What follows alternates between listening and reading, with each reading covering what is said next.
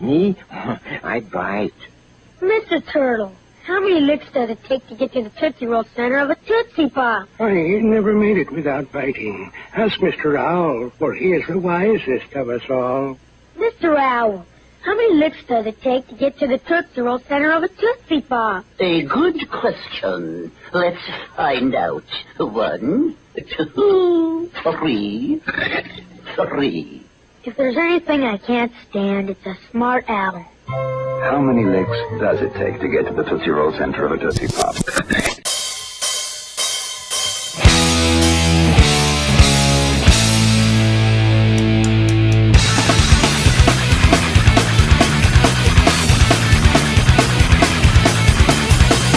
don't think it's too much. They make the rules. Ignorance and pretty in this golden world. What if you don't have an answer to every question? Hello and welcome to another episode of the Custom Underground. I am the real chosen one. That's the Mad Reaper. And special for you, because we love each and every one of you, we have ROCKAJABRONI with us, Season 1 winner. The champ. And so, what's up, guys? Man, the champ is here. Thanks for joining us. Thank you guys for having me. It's been so long. Dude, yeah, it's been a whole season. So a lot's gone on since we last spoke. I mean, we've had another season, we've had another champion. Have you watched this last season? I mean, I know you've watched, but give us your thoughts on kind of what you've seen from season 2. I know you faced a lot of those guys. Yeah, man, I was waiting impatiently for every result or every submission to come in. I know I talked to Pat a few times about that and told him to hurry up with the postings, but yeah, man. First of all, congrats to When's NWF. that episode gonna be out? When's that episode gonna be out? Come on. Exactly. Yeah, but first of all, congrats to NWF. Honestly, that was such a hard fought win. Yeah. He had to get through so many greats and legends. Dude. Even there was a triple threat in the end too. So I mean, he had to go against 2 guys. I only had to go against 1. But yeah, I thought he was already great when I faced him. He just went another level this tournament. So that's crazy. Congrats to him. Well deserved. That's huge praise. Well earned praise from ROCKAJABRONI. Yes. And speaking of which, praise. You've been working on some projects in the meantime. I know you retired, but I know you've been pumping out some beastly stuff, man. How crazy? How is your New Japan line coming? I mean, I seen that War Machine and stuff. They look incredible. It's coming on slowly but surely. With a new baby, it's kind of hard to find the time. So whenever she takes a nap or she's feeding, I try to do 10 minutes at a time whenever I have a chance. But it's getting there. I think I have 4 completed. I finally got my shirts. That's another topic for another day. But look at this insane work. Yeah, I wasn't sure for a while. I was thinking about how to do the headgear. I had the shoulder piece already ready, but the headgear I wasn't sure. How insane this guy does it! Wow, that's insane. I love it. Tattoo work is phenomenal. Yeah, and I was gonna do Ricochet, but that's another tattoo guy, so I don't know. I honestly might need a break from the tattoo work and stuff. Yeah, so I don't know. The thing is, though, I feel like with Ricochet it might be easier since you've already done a Prince Puma before. So I mean, at least you're right. That's not your first. I have all the reference. Yeah. Yeah, I have all the reference pictures already. So. Yeah, that's insane. I can't. I still can't believe it. I still whenever I'm going through a creative block, I will look at the Eric Young because, dude, your tattoo work is so incredible, and I think it's so crisp that even a printer can't duplicate it. So to me, I always am just nerding out and amazed by how well detailed all the figures was. But I think Eric Young, if you look at the multimedia kind of approach that you took to it, using the leather for the boots and stuff like that, and the sculpted knee pads and stuff like that, it's crazy to see how much these great Mutas from the last round kind of ended up emulating that kind of same approach. Here's your guy. Man, the beast. Not CM Punk. CM Punk's gonna get his ass kicked this weekend. Yeah, those Mudas were crazy, man. Like, oh man, I would have loved to be part of that, and it was just all three of those guys knocked it out of the park. What is your, I guess, out of the whole season 2, sitting on the sidelines, reviewing from the sidelines, what was the most impressive figure to come out of that competition? I gotta look back at the Instagram page. Yeah, it's a lot of figures. I guess I haven't really even thought about that. What about you, Pat? I'll put you on the spot. I think it would be the one that won it all. I mean, all three of those guys did such insane work on their great Mudas that, I mean, wow. And it was so close. I mean, I think for you it was 2 points. With Showstopper and it was 1 point. I mean, it's just so intense work and such detail No, into I it. meant like the figures from the Couldn't be whole happier. competition. Yeah, that's mine from the whole competition, but Round let's 1? see. Oh, okay.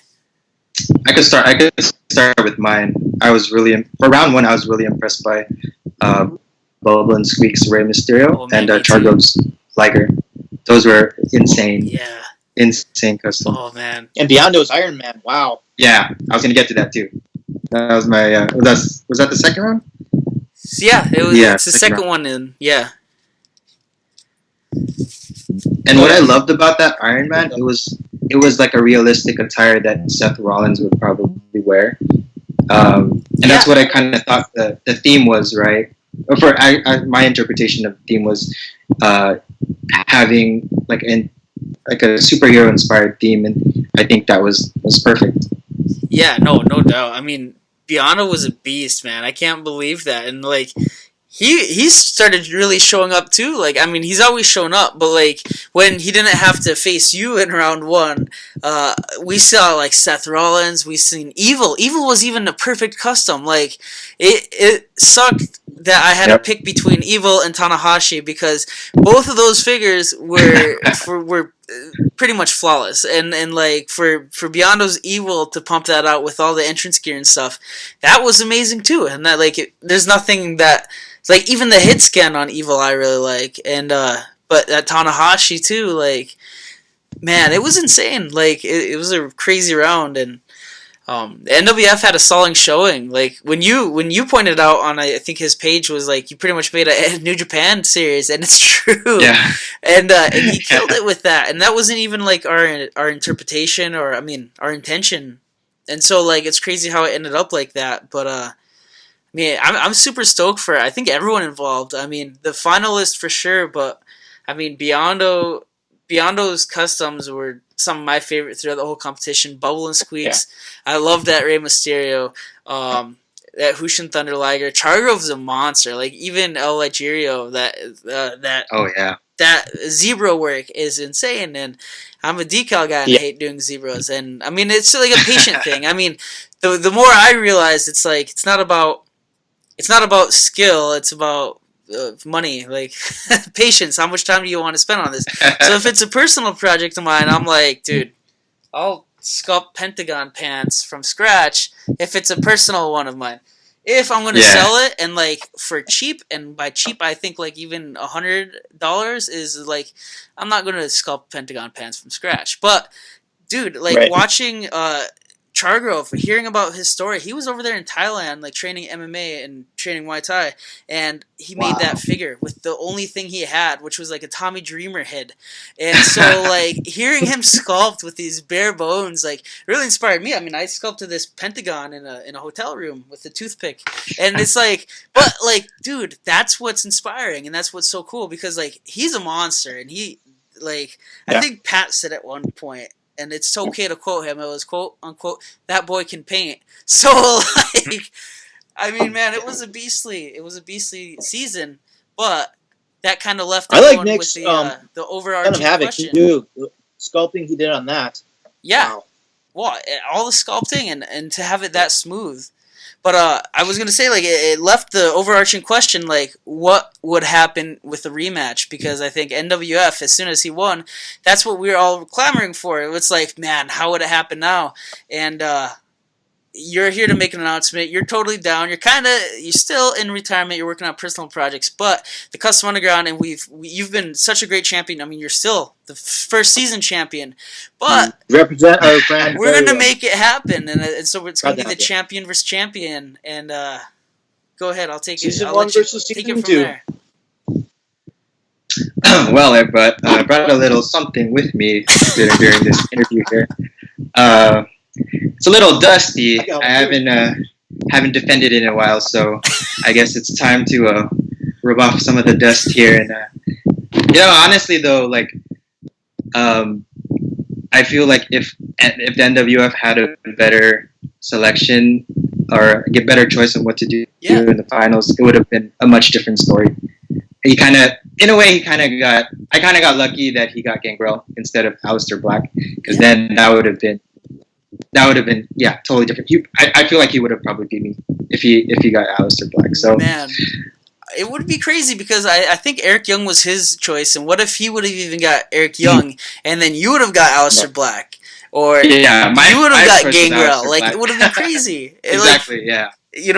And that's why we're bringing it back. Like, the mirror image is the proper way to go because it gives everyone the same level. So, and by no means was the Gangrel bad. It was just so much you can do compared to Eric Young. So yeah, absolutely. I said something similar to it on an earlier podcast, just because like the complexity in a uniform and the showing tattoos and stuff like that.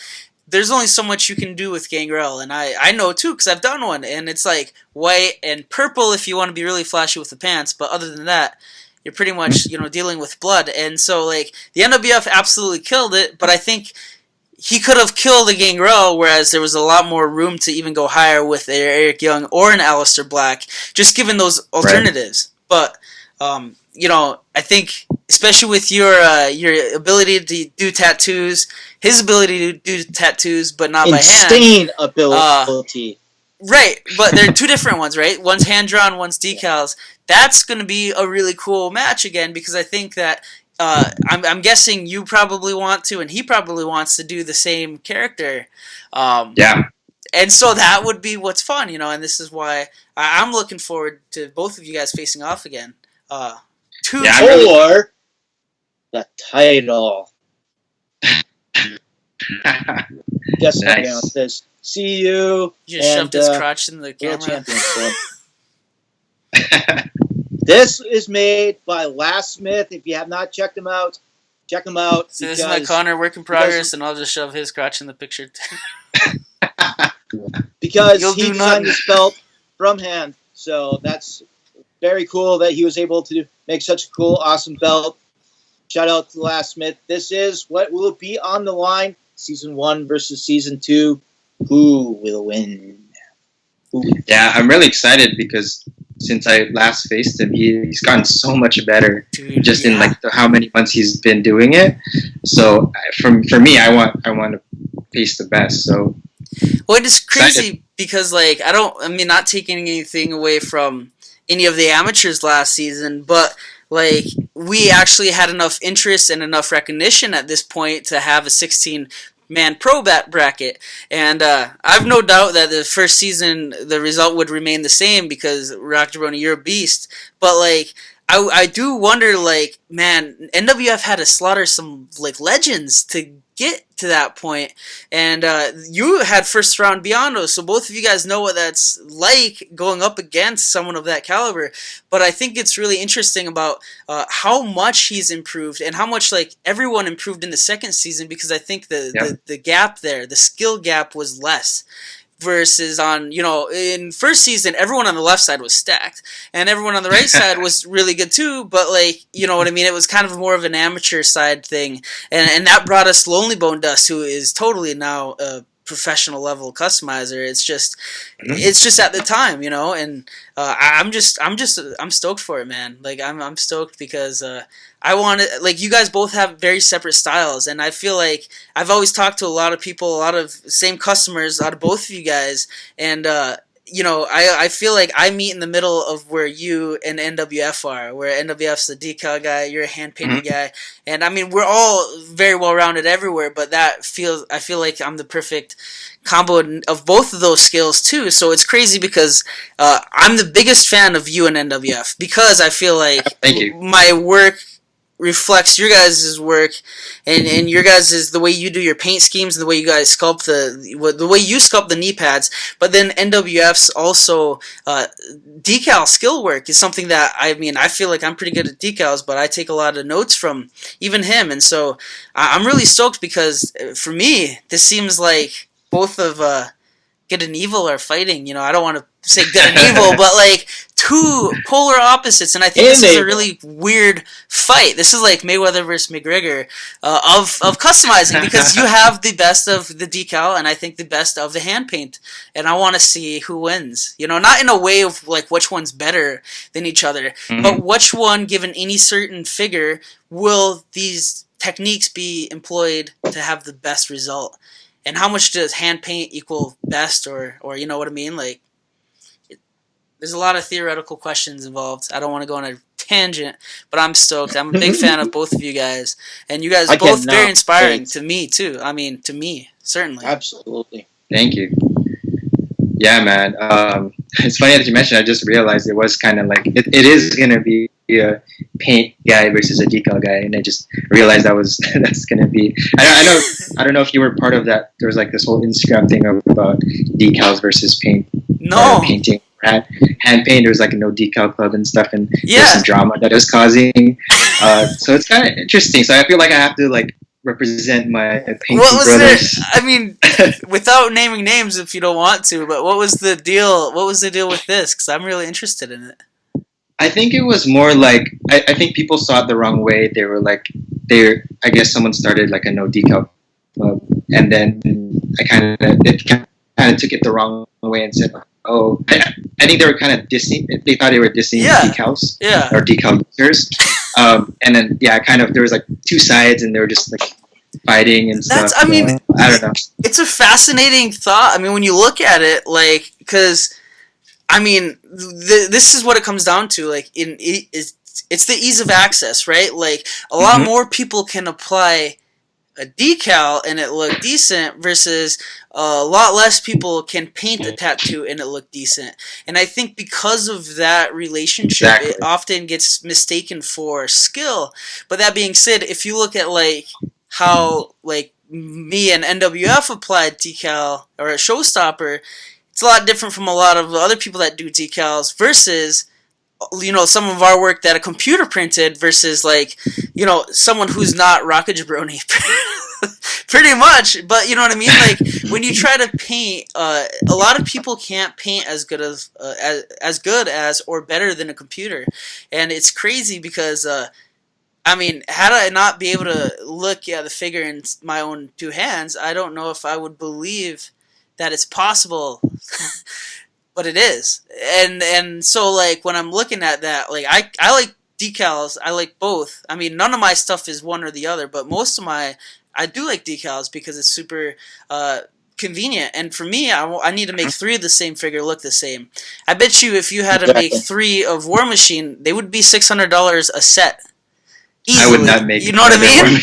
But like that's how much work goes into it, and right. That's what the Mad Reaper says every time he has to do detailed tattoo work, and then someone offers him a little bit of, and then he's right. I mean, even Alistair Black. Yeah, I don't have to. The money's there, man. That's true. I mean, Mad Reaper money. No, I mean, like it's true though because like I think on the majority of everything, it really does come down to a time commitment thing, and this is a hobby that needs to be dedicated a lot of time to, and you only get better. And that's where I even used our talk last time. You said that you painted using folk arts, and like to me, if you look at ROCKAJABRONI's work and you say he painted using folk arts, it's not about the materials.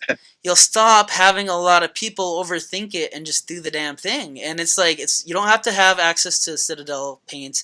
You don't have to have access to, I mean, really anything than a screwdriver and a heat dryer. I mean, air dryer. You're not going to be able to torso craft, but that's how easy it is. a lot of people will fail, a lot of people will discourage, but I mean, it is really it's really cool to see how you've been at your level and you're getting better, and NWF I feel like definitely getting better, but even he's rose to a level of where like I think he's finally starting to be recognized for his talent, and like when NWF, like I hadn't heard of him before. I just started talking to him a few weeks before the tournament, but I'm so glad because dude's a monster, and like when you look at it that way, this platform does work, and more people having access to it, whether it be through decals or end up hand painting, the more people doing it, that's what you got to build a hobby around. You know, I mean, that's how we all get better. But it was cool to see everyone collectively get better. Throughout the season.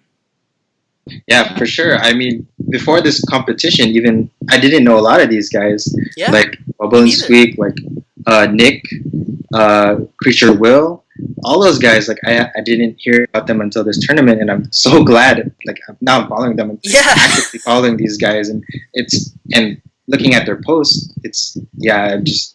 these guys are definitely improved a lot. Well, it was crazy too because I know we were like, you set such a high bar, and before, like when we were getting entries, we didn't know about a lot of them either, and we were like, who's gonna be the ROCKAJABRONI of this season?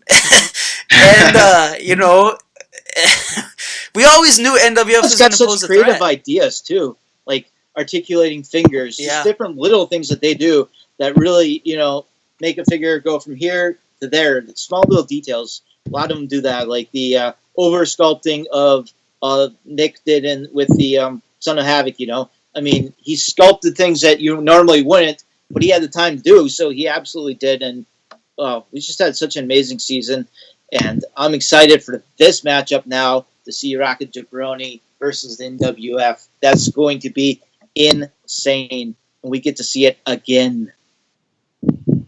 Yeah, I'm super stoked. I mean, let's just do it. Why don't we just get in time machine, go a couple weeks from now, and let's see the results.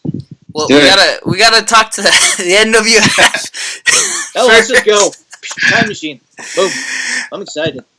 I mean, unless we had like promo music queued up to where right now he can start playing, and then like the screen gets hijacked, and it's like the NWF. And then, like, you know, he pops up and does this promo in a Guy Fawkes mask because he's British. Would be so epic. But why isn't that happening? Because I'm pointing at Pat. I don't know, but you should have wrote that into our script here. That would have been perfect. There you go. Pat's the writer. That's why I was pointing at him. You guys still got time, right? Yeah, he's a Vince Russo of Custom Underground. Whoa, WF, can you get on emergency call? Thanks, Eric. Eric Bischoff. Custom Underground. But yeah, no, I mean, I'm super stoked. I think it's a great idea. When Pat told me you're down for it, I was super stoked, and we'll work on this out. And I think the next proper thing to do with a few minutes, we don't want to take up too much of your time, but we're also moving on with season 2B, which is technically 3, and you're actually a coach of it. Mm-hmm. So let's talk about that, because I think that after a fully pro round, we're going to enter this round into an amateur, and the way we kind of have it set up is kind of like a Ultimate Fighter. And so we have both you and your skill set on one side, and then Biondo. And I think that those are two... You okay there, Pat? Yeah, I'm looking for something. Okay. I think it's a perfect round for both of you guys to impart the knowledge on, because both of you guys are very experienced, and what my question would be is, what would you look for in drafting your team, and what are your thoughts on maybe how we should draft a team? Should we have a tryout? Should we have a submission custom? Should we have a coin flip? Should we have you and Biondo doing it live? Or what do you think? We want you guys to make it awesome too. You know what I mean? Like, so like this is going to be fun for us too, because it's like a collaborative process, and I know Showstopper's a huge fan of both of you guys too, and so like we can't wait for like the chance that hopefully all 5 of us can be on. It'd be nuts. That would be awesome. I'm down for it. I don't know. I mean, I guess we can start talking about a coin flip and then just do a draft. I don't know how we would choose who. Do you guys have a few people in mind already? I mean, we have a few applicants. I think we probably about 6 or so. Okay. I'd say amateurs, and the thing is I mean, I'm coming up with like a new way for people to be able to get some custom parts. So like, I hope that this will ease the access into starting customizing, because I think if you had a pre-cracked torso, you could start customizing. And so if that's the biggest hang-up, we'll get the torsos cracked, right? So I'm kind of trying to lean towards that, but I hope that can help some new people who are pretty fresh and like That's basic. a great idea. But that being said, I do want everyone to at least have finished one custom before, so I think maybe it might be the best way to kind of have everyone samples of work, and then that way you guys can kind of talk too amongst all of us too, and kind of see whose style might match up with whose, because I do think that there's 2 very distinct styles, which is crazy. I mean, you and ROCKAJABRONI and Biondo are very similar, but I mean, it's tough. I mean, I referred to you as ROCKAJABRONI in the third person, but you know what I mean. It's crazy as the Mad Reaper thinking about that matchup. Yeah, it's crazy. Yeah, that'd be cool. I mean, we can just get some of samples of their submissions or customs they did in the past, and then we can do our own scouting, our own research, and then maybe set up a draft. Yeah, absolutely. Yeah. And like we said before, the purpose of coaches is to better help some of these younger people who we felt may have struggled a little bit last time around, and they suggested that maybe a little coaching, a little helping would come in handy. So we couldn't have picked better people to be our coaches, and I'm happy they both said yes, because they're our first choice. So definitely, I'm always here to help the wrestling custom community. So I know I always try to reply to people's questions about what formulas I use and what kind of paints and all this kind of stuff. So it'd be cool to kind of do this as part of like the Custom Underground season. Yeah.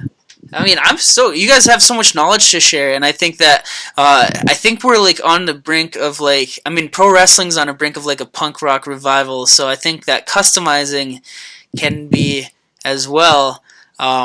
We just need to get more people started and get more people confident. I mean, everyone sucks at first. That's the universal truth. So just gotta do it. Get your shitty customs out of the way, and who better to have accelerate your learning curve than ROCKAJABRONI and Biondo? I think.